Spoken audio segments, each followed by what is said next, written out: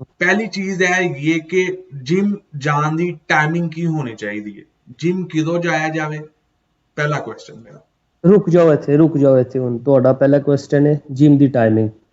ਤੁਸੀਂ ਮੇਰੇ ਨਾਲ 25-30 ਮਿੰਟ ਦੀ ਜਿਹੜੀ ਨਾ ਤੁਸੀਂ ਵੀਡੀਓ ਬਣਾਈ ਸੀ, ਜਿਹੜੀ ਉਹ ਲਗਾਈ ਸੀ, ਠੀਕ ਹੈ ਕਿ ਨਹੀਂ? ਉਹਦੇ 'ਚ ਵੀ ਮੈਂ ਦੱਸਤਾ ਸੀ ਕਿ ਜਿਮ ਦਾ ਜਾਣ ਦਾ ਜਿਹੜਾ ਟਾਈਮ ਨਾ, ਕੋਈ ਐਸੀ ਪ੍ਰੋਬਲਮ ਵਾਲੀ ਗੱਲ ਨਹੀਂ ਗੀ। ਉਹ ਸਿਰਫ ਤੁਹਾਡੀ ਟਾਈਮਿੰਗ ਹੈ, ਤੁਹਾਡੀ ਜੋਬ ਦੀ ਟਾਈਮਿੰਗ ਹੈ, ਤੁਹਾਡੇ ਸਕੂਲ ਦੀ ਟਾਈਮਿੰਗ ਹੈ, ਤੁਹਾਡੀ ਯੂਨੀਵਰਸਿਟੀ ਦੀ ਟਾਈਮਿੰਗ ਹੈ, ਠੀਕ ਹੈ? ਕੁਛ ਲੋਕ ਜਿਹੜੇ ਨੇ ਉਹ ਜੋਬਸ ਕਰਦੇ ਨੇ, ਕੁਛ ਲੋਕ ਜਿਹੜੇ ਨੇ ਉਹ ਬਿਜ਼ਨਸ ਕਰਦੇ ਨੇ, ਕੁਛ ਲੋਕਾਂ ਦੇ ਕੋਲ ਸੁਬਾਹ ਦੇ ਵਿੱਚ ਟਾਈਮ ਹੈਗਾ, ਕੁਛ ਲੋਕਾਂ ਦੇ ਕੋਲ ਰਾਤ ਦੇ ਵਿੱਚ ਟਾਈਮ ਹੈ, ਕੁਛ ਲੋਕਾਂ ਦੇ ਕੋਲ ਸ਼ਾਮ ਦੇ ਵਿੱਚ ਟਾਈਮ ਹੈ। ਤੇ ਟ੍ਰੇਨਿੰਗ ਦਾ ਕੋਈ ਐਸਾ ਮਸਲਾ ਨਹੀਂ ਹੈਗਾ। ਟ੍ਰੇਨਿੰਗ यानी कि ਤੁਸੀਂ फिर ਕਿਸੇ यानी कि मैनूं जिन्ना तक समझ आई है, ठीक है, कि फिर वो लोग पुछ रहे होंदे ने शायद कोई मैजिक हो जाए, शायद सानू कोई चुक के जिम लै जाए, किस टाइम जाइए, यानी कि फजूल लोग ਇੱਥੇ इस तरह के क्वेश्चन करते हैं।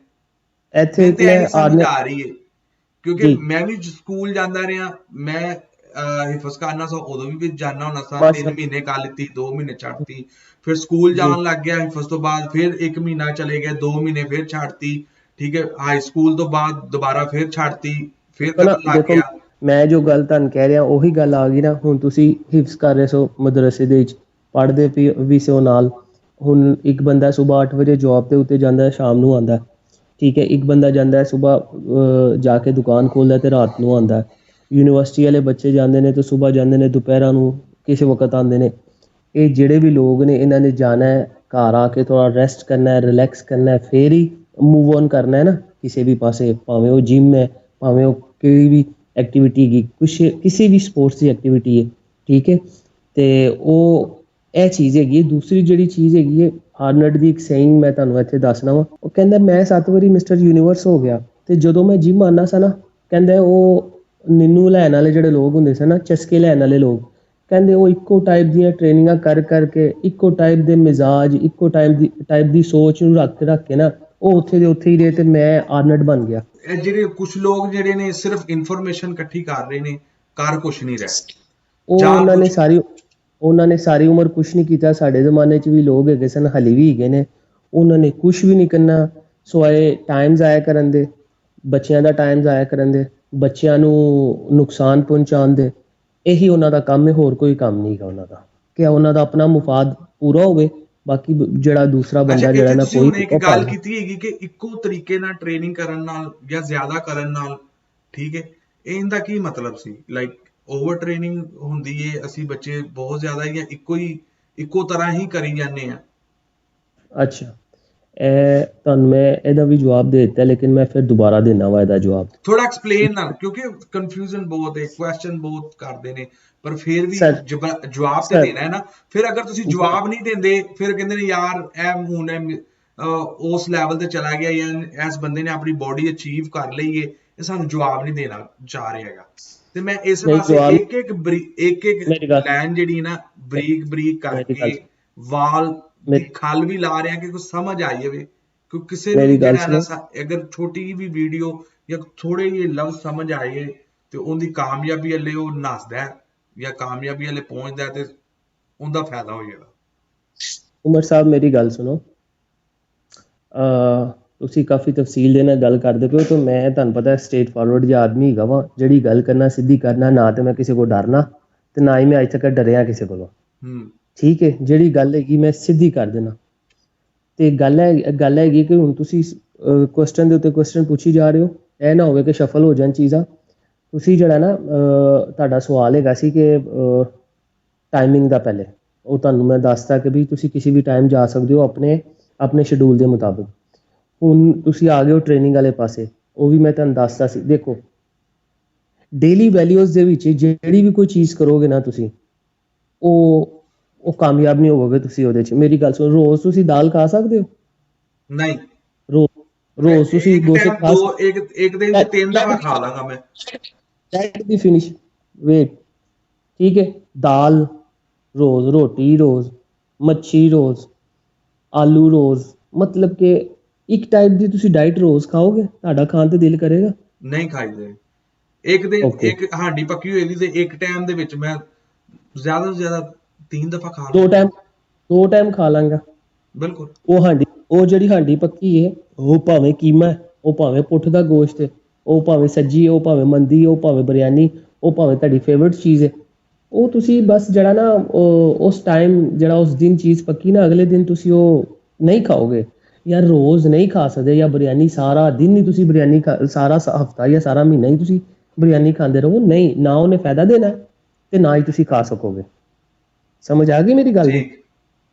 ਅੱਛਾ, ਤੇ ਹੁਣ ਉਹ ਜਿਹੜੇ 올ਡ ਸਕੂਲ ਟਾਈਪ ਦੀ ਜਿਹੜੀ ਤੁਸੀਂ ਟ੍ਰੇਨਿੰਗ ਹੈ ਤੁਸੀਂ ਡੇਲੀ ਕਰ ਰਹੇ ਹੋ। ਹੁਣ ਤੁਸੀਂ ਅਗਰ ਚੈਸ ਦੀਆਂ ਗੇਮਾਂ ਫੜੀਆਂ ਨੇ, ਤੁਸੀਂ ਬੈਂਚ ਪ੍ਰੈਸ ਪੜ ਲਈ ਹੈ, ਇਨਕਲਾਈਨ ਪਕੜ ਲਈ ਹੈ, ਠੀਕ ਹੈ, ਉਸ ਤੋਂ ਬਾਅਦ ਡਿਕਲਾਈਨ ਪੜ ਲਈ ਹੈ, ਫਲਾਈਂਗ ਪਕੜ ਲਈ ਹੈ, ਪੁਸ਼ਅਪਸ ਪੁੱਲ ਓਵਰ ਪਕੜ ਲਈ, ਤੁਸੀਂ ਤੁਹਾਨੂੰ ਮੈਂ 5 ਸਾਲ ਜਾਂ 2 ਸਾਲ ਹੋ ਗਏ ਨੇ ਉਹੀ ਕੰਮ ਉਹੀ ਐਕਸਰਸਾਈਜ਼ ਕਰਦਿਆਂ ਦੇਖਦਿਆਂ, ਕਿਸ ਤਰ੍ਹਾਂ ਫਾਇਦਾ ਹੋਏਗਾ ਦੱਸੋ ਮੈਨੂੰ? ਇਹ ਜਿਹੜੀ ਮੈਂ ਤੁਹਾਨੂੰ ਪਿੱਛੇ ਐਗਜ਼ਾਮਪਲ ਦਿੱਤੀ ਹੈ, ਡੇਲੀ ਬੇਸਿਸ ਦੇ ਉੱਤੇ ਜਿਹੜੀ ਤੁਸੀਂ ਐਕਸਰਸਾਈਜ਼ ਕਰੋਗੇ ਨਾ, ਹਰ ਵਾਰੀ ਸਾਲ 2 ਸਾਲ ਤੁਸੀਂ ਉਹ ਜਿਹੜੀ ਐਕਸਰਸਾਈਜ਼ ਕਰਦੇ ਜਾਓਗੇ, ਉਹਦਾ ਕੋਈ ਫਾਇਦਾ ਨਹੀਂ ਹੋਣਾ, ਉਹ ਤੁਸੀਂ ਸਟਕ ਹੋ ਜਾਓਗੇ। ਅੱਛਾ, ਮੇਰਾ ਇੱਥੇ ਕੁਐਸਚਨ ਹੈਗਾ ਇੱਕ ਹੋਰ ਕੁਐਸਚਨ ਆਇਆ। ਪਹਿਲੇ ਪੂਰੀ ਗੱਲ ਸੁਣ ਲਓ ਨਾ। ਉਹ ਤੁਹਾਨੂੰ ਫਾਇਦਾ ਕਿਸ ਤਰ੍ਹਾਂ ਹੋਏਗਾ? ਕਮ ਸੇ ਕਮ 6 ਵੀਕਸ ਜਿਹੜੇ ਨਾ ਤੁਸੀਂ ਅਗਰ ਰੋਡਸ ਕਰਦੇ ਪਿਓ ਨਾ, ਬੈਂਚ ਪ੍ਰੈਸ ਦਾ ਰੋਡ ਕਰ ਲਿਆ, ਇਨਕਲਾਈਨ ਦਾ ਰੋਡ ਕਰ ਲਿਆ, ਡਿਕਲਾਈਨ ਦਾ ਰੋਡ ਕਰ ਲਿਆ, ਠੀਕ ਹੈ, ਉਸ ਤੋਂ ਬਾਅਦ ਫਲਾਈਂਗ ਕਰ ਲਈ ਡੰਬਲਾਂ ਦੇ ਨਾਲ, ਠੀਕ ਹੈ, ਉਸ ਤੋਂ ਬਾਅਦ ਤੁਸੀਂ ਜਿਹੜਾ ਨਾ ਪੁਸ਼ਅਪਸ ਤੇ ਪੁੱਲ ਓਵਰ ਡੰਬਲ ਨਾਲ ਕਰ ਲਈ, ਠੀਕ ਹੈ। 6 ਵੀਕ ਸਕੈਜੂਅਲ ਰੱਖੋ ਟ੍ਰੇਨਿੰਗ ਦਾ, ਇਹਦਾ ਚੈਸ ਦਾ, ਅੱਛੀ ਤਰੀਕੇ ਦੇ ਨਾਲ। 6 ਵੀਕਸ ਤੋਂ ਬਾਅਦ ਇਹਨੂੰ ਕੁਇਟ ਕਰ ਦਿਓ, ਪੂਰੀ ਚੈਸ ਡੰਬਲ ਦੇ ਨਾਲ ਕਰ ਦਿਓ। ਠੀਕ। Chess dumbbell, incline dumbbell, decline dumbbell, flying ਤੇ ਪੁੱਲ ਓਵਰ, ਫਿਰ ਦੇਖੋ ਮਜ਼ਾ ਕਿਹਦਾ ਆਉਂਦਾ। ਨੈਕਸਟ ਜਿਹੜੀ ਤੁਹਾਡੀ ਤੀਸਰਾ ਸੈਸ਼ਨ ਹੈ, ਤੀਸਰਾ ਦੌਰ ਆਏਗਾ, ਰਾਊਂਡ ਆਏਗਾ, ਉਹਦੇ 'ਚ ਤੁਸੀਂ ਜਿਹੜੀ ਸਾਰੀ ਐਕਸਰਸਾਈਜ਼ ਸਟਰੈਂਥ ਦੀਆਂ ਮਸ਼ੀਨਾਂ ਤੇ ਕਰ ਦਿਓ, ਠੀਕ ਹੋ ਗਿਆ। ਨੈਕਸਟ ਜਦੋਂ ਤੁਹਾਡੀ ਚੈਸਟ ਆਏ, ਉਹ ਸਾਰੀਆਂ ਜਿਹੜੀਆਂ ਨੇ ਤੁਸੀਂ ਕੇਬਲਸ ਤੇ ਕਰ ਦਿਓ। ਤੂੰ ਇੱਥੇ ਰਹਿ ਕੇ ਗਿਆ ਨਾ 3 ਸਾਲ ਤੱਕ, ਕਿਸ ਟਾਈਪ ਦੀਆਂ ਇੱਥੇ ਐਕਸਰਸਾਈਜ਼ਾਂ ਹੁੰਦੀਆਂ? ਬਿਲਕੁਲ ਉਹ ਤੇ ਜੋ ਸਿੱਖਿਆ ਸੀ ਪਾਕਿਸਤਾਨ ਦੇ ਵਿੱਚ, ਉਹ ਵੜ ਗਿਆ ਨਾ ਜਿੱਥੋਂ ਨਿਕਲਿਆ ਸੀ। ਬਿਲਕੁਲ ਇਸੇ ਤਰ੍ਹਾਂ ਹੀ, ਕਿਉਂਕਿ ਜਦੋਂ ਤੁਸੀਂ ਬਾਹਰ ਨਿਕਲਦੇ ਹੋ, ਦੇਖਦੇ ਹੋ, ਠੀਕ ਹੈ, ਜੀ ਇੱਥੇ ਪਾਕਿਸਤਾਨੀ ਜਿਹੜੇ ਕੋਚ ਨੇ, ਤੈਨੂੰ ਪਤਾ ਹੈ ਪਾਕਿਸਤਾਨ ਦੇ ਜਿਹੜੇ ਬੱਚੇ ਨੇ ਇੱਥੇ ਲੋਕ ਬਹੁਤ ਪਸੰਦ ਕਰਦੇ ਨੇ, ਕਿਉਂਕਿ ਉਹ ਚੰਡ ਕੇ ਆਏ ਹੁੰਦੇ ਨੇ, ਅੱਛੇ ਟੀਚਰਾਂ ਕੋਲੋਂ ਪਾਕਿਸਤਾਨ 'ਚ ਸਿੱਖ ਕੇ ਆਏ ਹੁੰਦੇ ਨੇ। ਮਾਸ਼ਾਅੱਲਾ ਇੱਥੇ ਮੈਂ ਜਦੋਂ ਦਾ ਮੈਂ ਆਇਆ ਵਾ ਨਾ, ਦੇਖੋ ਹੁਣ ਤੁਸੀਂ ਵੀ ਕਿੰਨੇ ਸਾਰੇ ਆਏ ਸੋ, ਉਹ ਮੈਂ ਆਇਆ ਇੱਥੇ ਤੇ ਮੇਰੇ ਕੋਲ ਆਪਸ਼ਨ ਆਈ, ਇਹਨਾਂ ਨੇ ਕਿਹਾ ਜੀ ਕਿ ਤੁਹਾਡੇ ਅਗਰ ਕੋਈ ਭਾਈ ਜਾਂ ਸਟੂਡੈਂਟ ਹੈਗੇ ਨੇ ਤੇ ਬੁਲਾਓ। ਮਾਸ਼ਾਅੱਲਾ ਕਿੰਨੇ ਲੋਕਾਂ ਨੂੰ ਬੁਲਾਇਆ ਇੱਥੇ, ਠੀਕ ਹੈ। ਤੇ ਅੱਲਾਹ ਪਾਕ ਦਾ ਸਿਲਾ ਦੇਣਗੇ, ਸਿਲਾ ਬੰਦਾ ਨਹੀਂ ਦਿੰਦਾ, ਠੀਕ ਹੈ। ਇੱਥੇ ਆ ਕੇ ਤੇਰੀ ਪੂਰੀ ਥਿਊਰੀ ਹੀ ਚੇਂਜ ਹੋ ਗਈ ਟ੍ਰੇਨਿੰਗ ਕਰਵਾਉਣ ਦੀ ਤੇ ਕਰਵਾਉਣ ਦੀ, ਹਰ ਚੀਜ਼ ਦੀ ਡਾਈਟ ਪਲਾਨ, ਸਪਲੀਮੈਂਟ ਦਾ ਪਲਾਨ, ਹਰ ਚੀਜ਼ ਦਾ ਪਲਾਨ ਹੀ ਤੇਰਾ ਡਿਫਰੈਂਟ ਹੋ ਗਿਆ, ਠੀਕ ਹੈ। ਤੇਰਾ ਨੌਲੇਜ ਇੰਪਰੂਵ ਹੋ ਗਿਆ, ਤੇਰੀ ਹਰ ਚੀਜ਼ ਇੰਪਰੂਵ ਹੋ ਗਈ ਬਹੁਤ ਜ਼ਿਆਦਾ, ਤੇ ਠੀਕ ਹੈ। ਹੁਣ ਤੂੰ ਅਮਰੀਕਾ ਹੈਗਾ, ਮਾਸ਼ਾਅੱਲਾ ਅਮਰੀਕਾ ਬੈਠਾ ਹੈ, ਅਮਰੀਕਾ ਤੂੰ ਕੀ ਨਹੀਂ ਦੇਖਦਾ ਹੋਏਗਾ। ਟੈਕਨੋਲੋਜੀ ਇਹ ਨਹੀਂ ਕਿ ਹੁਣ ਤੇ ਮੇਰੇ ਲਫ਼ਜ਼ ਹੈਗੇ ਨੇ ਕਿ ਸਾਡੇ ਪਾਕਿਸਤਾਨ ਦੀ ਬਾਡੀ ਬਿਲਡਿੰਗ ਜਿਹੜੀ ਅਸੀਂ ਕਰ ਰਹੇ ਹਾਂ ਨਾ, ਉਹ 200 ਸਾਲ ਪਿੱਛੇ ਹਾਂ ਅਸੀਂ ਹਰ ਚੀਜ਼। ਬਾਡੀ ਬਿਲਡਿੰਗ ਨਹੀਂ, ਬੋਡੀ ਬਿਲਡਿੰਗ ਕਰਦੇ ਪਏ ਹੋ ਤੁਸੀਂ ਪਾਕਿਸਤਾਨ 'ਚ। 200 ਸਾਲ ਬਿਲਕੁਲ ਪਿੱਛੇ ਹੈਗੀ ਹੈ, ਬਿਲਕੁਲ ਟੈਕਨੋਲੋਜੀ 'ਚ।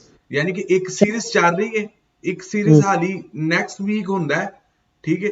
ਨੈਕਸਟ ਵੀਕ 'ਚ ਅੱਗੋਂ ਉਹੀ ਸੀਰੀਜ਼ ਦੀ ਅੱਗੋਂ ਇੱਕ ਹੋਰ ਨਵੀਂ ਟੈਕਨੋਲੋਜੀ ਆ ਜਾਂਦੀ ਹੈ, ਨਵੀਂ ਸਾਇੰਸ ਦੇ ਵਿੱਚ ਆ ਜਾਂਦਾ, ਡਿਫਰੈਂਟ ਐਂਗਲ ਦੇ ਵਿੱਚ ਆ ਜਾਂਦਾ। ਪਹਿਲੀ ਟੈਕਨੋਲੋਜੀ ਸਮਝੀ ਨਹੀਂ ਜਾਂਦੀ। ਉਹ ਇਸੇ ਤਰ੍ਹਾਂ ਹੀ ਹੋਇਆ ਕਿ ਜਿਵੇਂ ਪਾਕਿਸਤਾਨ ਛੋਟਾ ਜਿਹਾ ਬੱਚਾ ਹੈ ਨਾ, ਤੇ ਉਹਦਾ ਆਪਣਾ ਜਿਹੜਾ weight ਹੈ ਨਾ, ਤਕਰੀਬਨ ਕਹਿ ਲਓ ਕਿ 15-20 ਕਿਲੋ ਹੋਏਗਾ, ਐਗਜ਼ਾਮਪਲ ਦੇ ਰਹੇ ਹਾਂ, ਤੇ ਉਹਦੀਆਂ ਕਿਤਾਬਾਂ ਦਾ ਵਜ਼ਨ ਜਿਹੜਾ 30 ਕਿਲੋ ਹੋਏਗਾ। ਤੇ ਟੈਕਨੋਲੋਜੀ ਆਈ ਜਾ ਰਹੀ ਹੈ, ਪਹਿਲੀ ਸਮਝ ਨਹੀਂ ਪਾ ਰਹੇ। ਇੱਕ ਕਿਹੜਾ ਕੰਟਰੀ ਹੈ, ਪਤਾ ਨਹੀਂ ਯੂਰਪ ਹੈ, ਅਮਰੀਕਾ ਹੈ, ਜਾਂ ਇਸ ਸਾਈਡ ਦੇ ਕੁਝ ਕੰਟਰੀਜ਼ ਹੈਗੇ ਨੇ, ਉਹਨਾਂ ਨੇ ਬੈਗ ਸਿਸਟਮ ਬੱਚਿਆਂ ਦਾ ਖਤਮ ਕਰਤਾ। ਹਾਂ, ਇਹ ਪਿਛਲੇ ਮਹੀਨੇ ਮੇਰੀ ਗੱਲ ਹੁੰਦੀ ਸੀ ਵੀ ਮੇਰੇ ਜਿਮ ਦੇ ਵਿੱਚ ਉਹ ਕੁਝ ਇੰਜੀਨੀਅਰ ਸੀ ਲੜਕੇ, MBA ਸੀ, ਕੋਈ ਮੇਰੇ ਕੋਲ ਟ੍ਰੇਨਿੰਗ ਕਰਨ ਵਾਸਤੇ ਆਉਂਦੇ ਨੇ। ਉਹ ਕਹਿੰਦੇ ਸਰ ਜੀ, ਉਹ ਆमिर खान ਦੀ ਇੱਕ ਫਿਲਮ ਸੀ ਨਾ, ਉਹ ਜਿਹਦੇ 'ਚ ਕਹਿੰਦੇ ਜੀ हाँ डिग्री के लिए नहीं, कुछ आपके पास कुछ होना चाहिए, डिग्री होना चाहिए। हाँ, मेरी गल सुन, डिग्री ਲੈਣ ਵਾਸਤੇ ਨਾ ਕਹਿ ਰਹੇ ਕਿ ਬਾਜ਼ ਬੰਦੇ ਅਸੀਂ ਐਸੇ ਵੇਖੇ ਨੇ ਕਿ ਜਿਹੜੇ ਟੌਪਰ ਹੁੰਦੇ ਨੇ, ਰੀਅਲ ਲਾਈਫ ਦੇ ਵਿੱਚ ਉਹ ਨੇਲ ਹੁੰਦੇ ਨੇ, ਜਿਹੜੇ ਲਾਸਟ ਕਲਾਸ ਦੇ ਵਿੱਚ ਬੈਠਣ ਵਾਲੇ।